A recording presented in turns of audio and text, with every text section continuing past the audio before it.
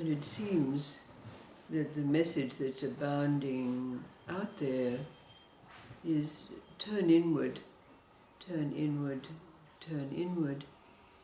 We've been exploring the inward and the outward, and perhaps we can add to that connecting.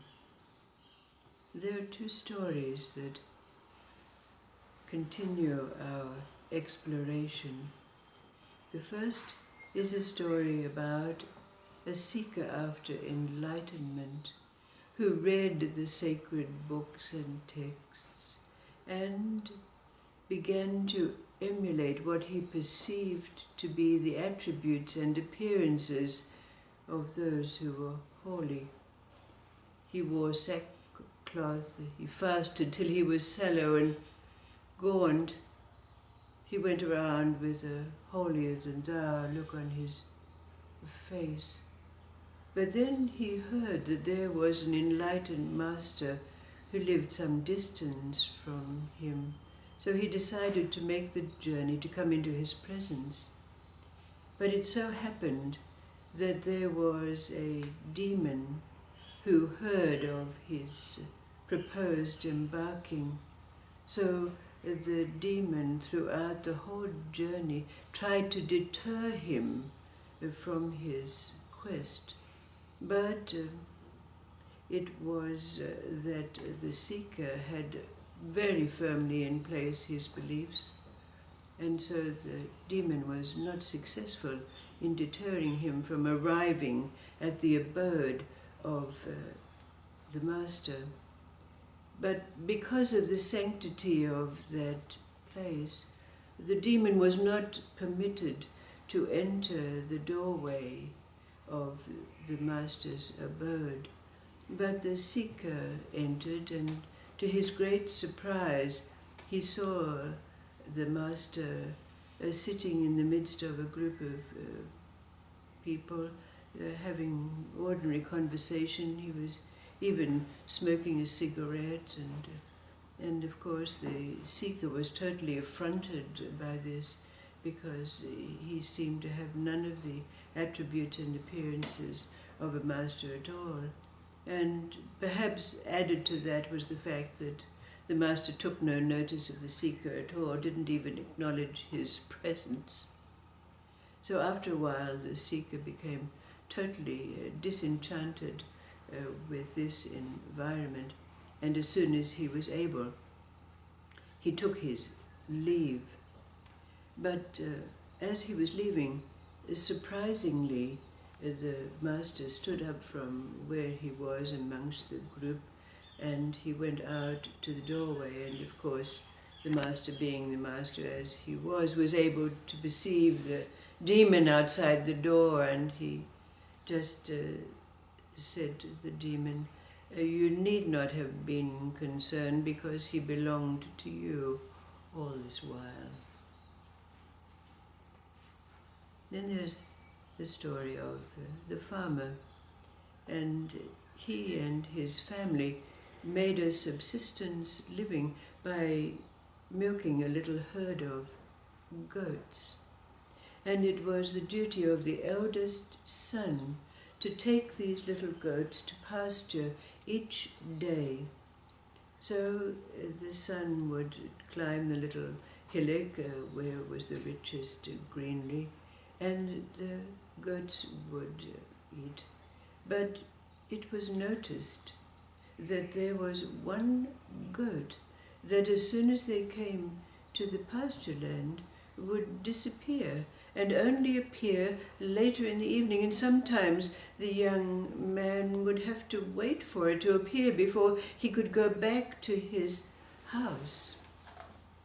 But it was also found after some while that the milk from this particular goat was coveted by the people in the town, because they noticed that this milk had special qualities, healing and soothing and other little blessings.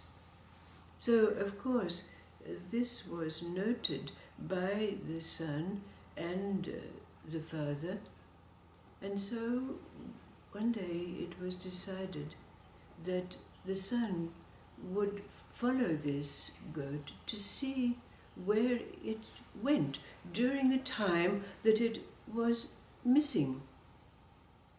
So sure enough, leaving the little herd behind, the young man followed the goat, and found that it entered a place that seemed to have no opening in a little brush area that was there, but in fact which was hiding the opening to a cave.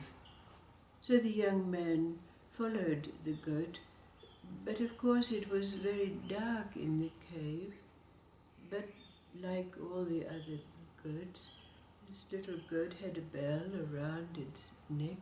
So the young man followed the sound of the bell, and the cave wound, it seemed, a long way, and the young man followed.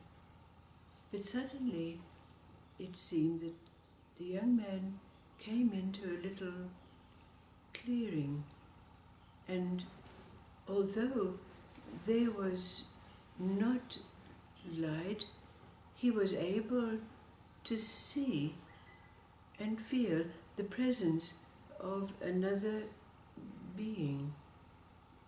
And so he stood waiting, but also listening for the sound of the bell, because after all, this was his task, to follow, to see where the goat was going.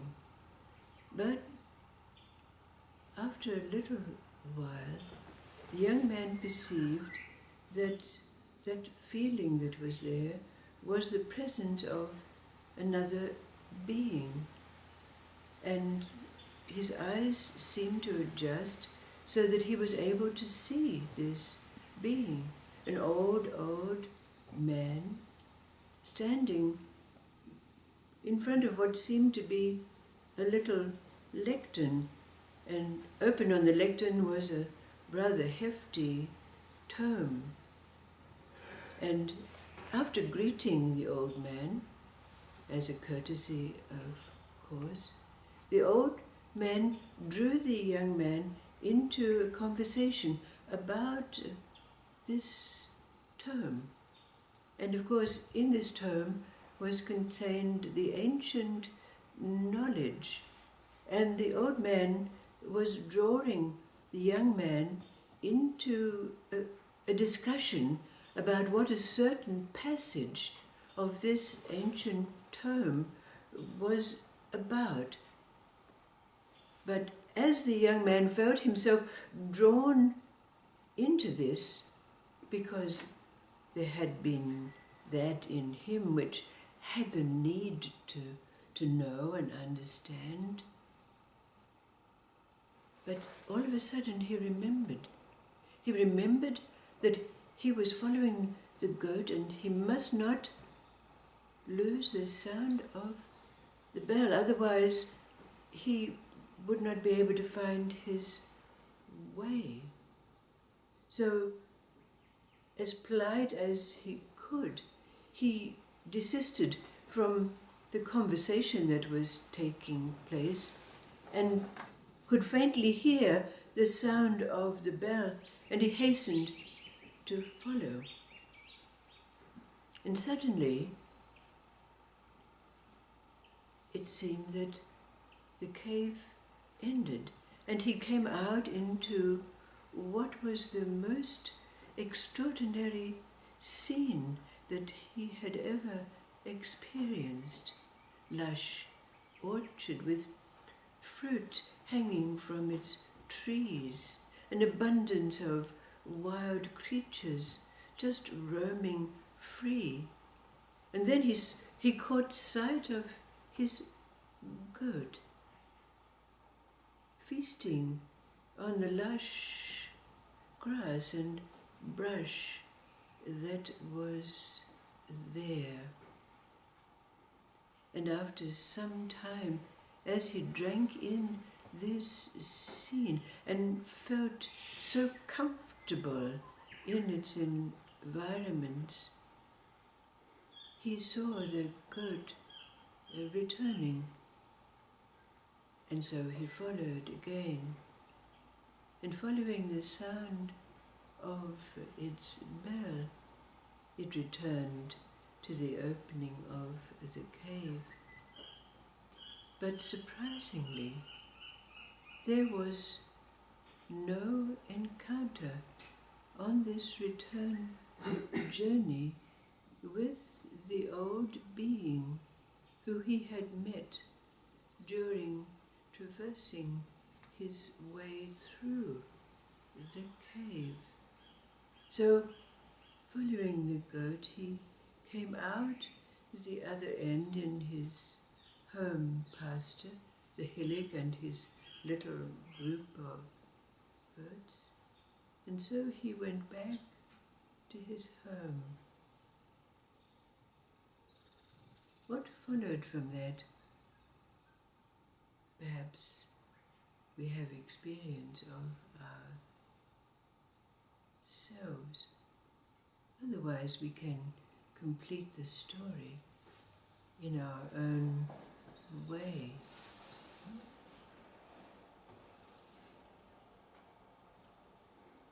But life changed, not only for the young man, but for his family and all who lived around him. The inward and the outward, and connecting. What do these stories evoke for us?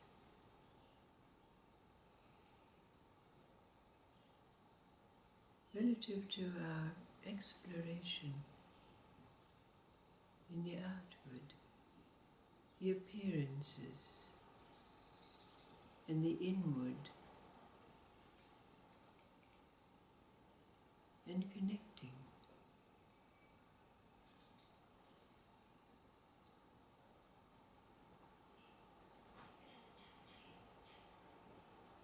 What do they evoke for you?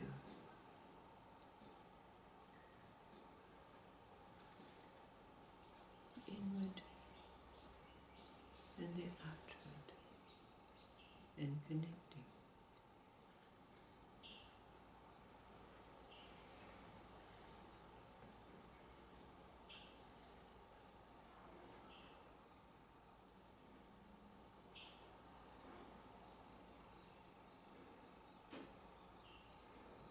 What was our demon?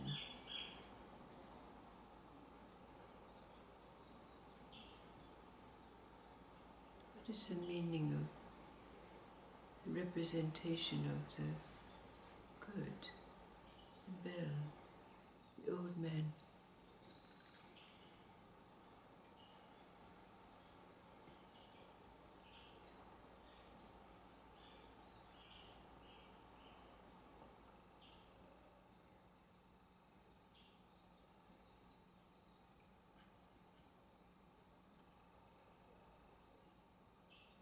The bell is the sound that draws you inward, inside yourself.